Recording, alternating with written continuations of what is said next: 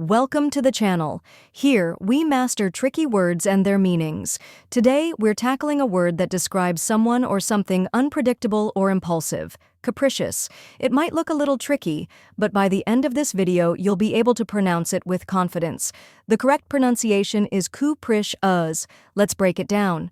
First, we have cu, which sounds like the CA in cat. Next is prish, which rhymes with wish and is stressed. Then comes which sounds like the us in bus. Now, let's put it all together. Capricious. Try repeating after me. Capricious. Now a little faster. Capricious. And at full speed, capricious. Keep practicing, and soon this word will feel natural to you. Now that you've mastered the pronunciation, let's go over the meaning. Capricious refers to someone or something that is subject to sudden, unpredictable changes in mood or behavior, often without any clear reason.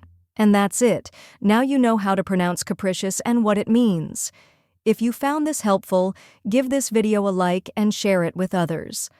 Comment below with any tricky words you'd like me to cover next, and don't forget to subscribe for more pronunciation guides. See you in the next video.